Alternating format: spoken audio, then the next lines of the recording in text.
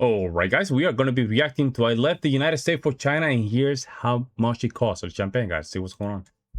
For the typical American, there is a lot of confusion about what life is truly like in China.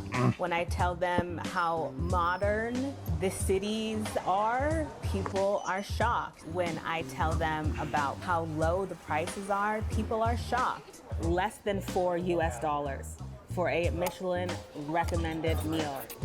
The quality of my lifestyle in China is much better than the quality of life I had living in the US. My name is Elise Lightyear. I'm 35 years old and I moved to China in 2019.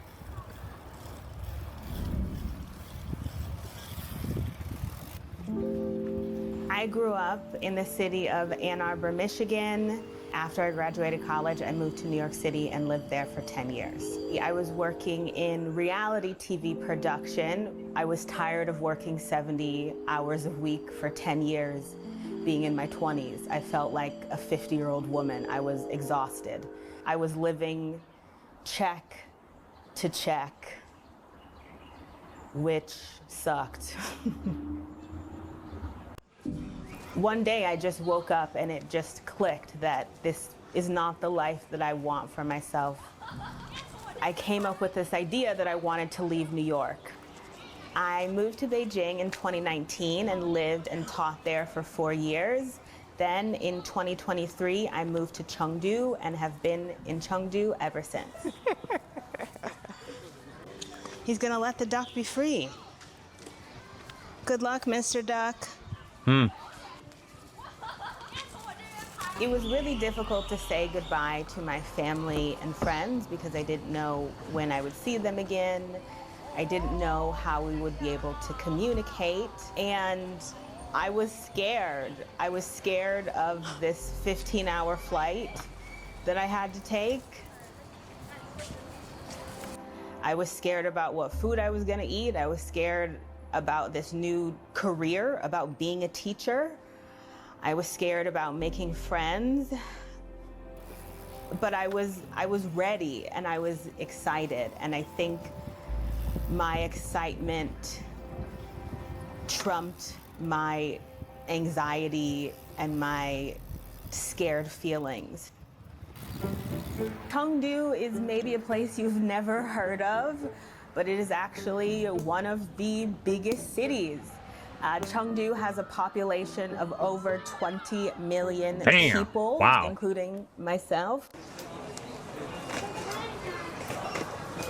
Currently, I'm a university teacher and I work a total of 18 hours a week, 4 days a week, and I teach freshman first-year university students who already speak English, and I teach them essay writing.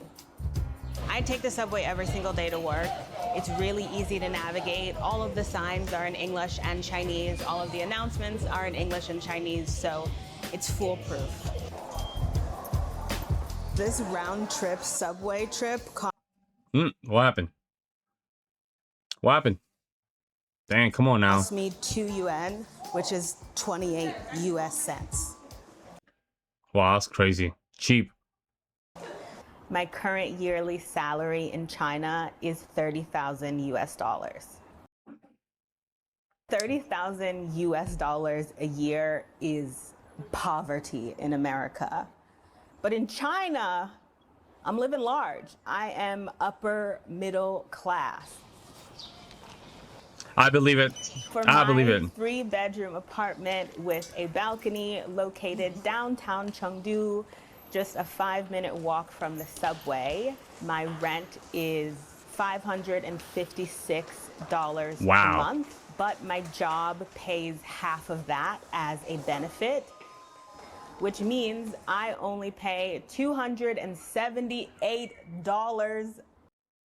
That's crazy. Dang, come on now. Come on now, man. This is not okay. I don't like when this does this. Let's see if we drop the quality. It might just be much better. A month for my apartment. Welcome to my apartment here in Chengdu, China. Okay. None of this furniture in the apartment actually belongs to me. It belongs to my landlord. Oh, wow. This is my living room. I love my living room. It's super cozy. I have this huge sectional couch that I just come to lay on all of the time. Bought myself a projector. I've got Netflix, HBO Max, Hulu, all of the channels. Wow, look at This is my balcony that rarely gets used because it's either raining, super humid, or 97 degrees. Okay. This is my bathroom. It's small, but it's Yeah, and I can tell if she used to live in New York City. This is she's just living in a mansion. She's just living in a mansion. effective. This is my wardrobe room. This is the third bedroom, but there's no bed. So I've turned it into my wardrobe, closet, get ready space. My second bedroom. I didn't paint it. It came like this. And this is the master bedroom.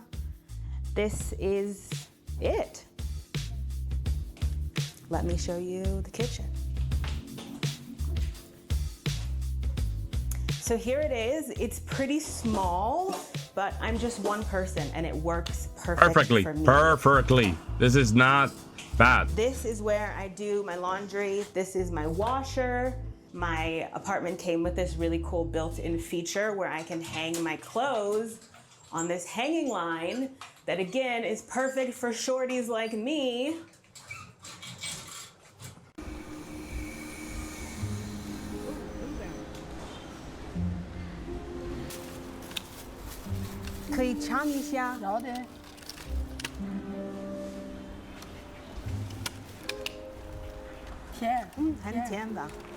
So other benefits that come with being an international teacher at my school is I have free health care insurance. My job gives me, I think it's like $15 a month for subway fare.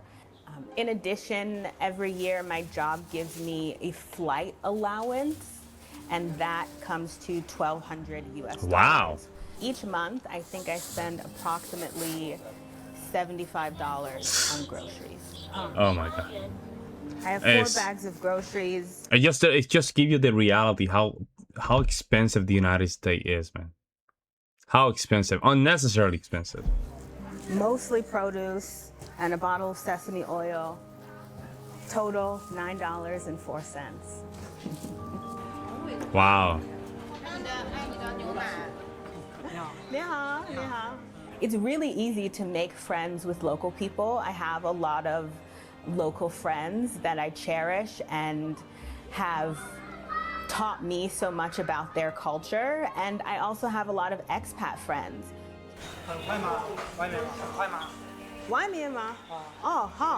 Okay. Aside from being a university teacher, I'm also a YouTuber, content creator, and with both of those salaries combined, the maximum amount I am able to save is up to $1,000 every month. Wow. Huh. Wow. So when it comes to eating out, it really depends on where I'm going. If I'm going to Cheesecake Factory, then I'm spending US Cheesecake Factory money, $60 for a meal. But if I'm eating local and going to my neighborhood noodle spot, I'm spending $2 on a bowl of noodles. In a month, I'm spending about $150 eating out. Wow. And that's a lot. I feel completely that's a lot, meaning safe as a woman. That's a lot, meaning that means that probably she eats a lot out. As a woman, she eats out a lot. I just feel very at ease in this country. Overall crime in this country is quite low. No wonder why. Some of the challenges I face in China is just simply being different. China is a homogenous country, So I stick out like a sore thumb. I cannot go a day being outside without someone pointing at me and saying in Chinese, look, there's a black person, look, there's a foreigner.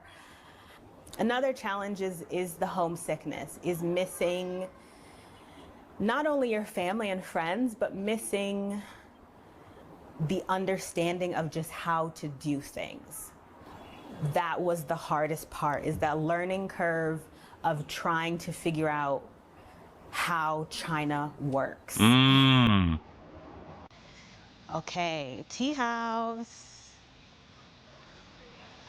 With all the money I've saved in China, I plan on buying a house out in the US because Of course. can't afford that. I haven't saved enough money to buy a house in the US, but I have saved enough money to pay off a lot of my student loans. And I think I've saved enough money to buy a little casita on the beach in Mexico. Fingers crossed, that is the plan. I've learned a lot about myself living in Yeah, I mean, I think my self-confidence has improved through the roof. So you know that saying about New York, if you can make it here, you can make it anywhere. Well, throw that away and apply it to China. and you know what's crazy? I do believe her. You know, that's crazy. I do believe her. It's crazy, man. The United States, especially New York, is expensive, and it's not worth it either. It's not worth it. I'm glad that some Americans are going out and just really seeing what the world's all about. We need to fix a lot of things in the United States, and our lifestyle is too damn expensive for what we're paying. How is it that you go to a lot of places where things are super cheap, super safer, and you're not even paying a quarter of what you're supposed to be paying in the United States? Like, paying way less than that. Let me know what you guys think, guys. We'll see you next one.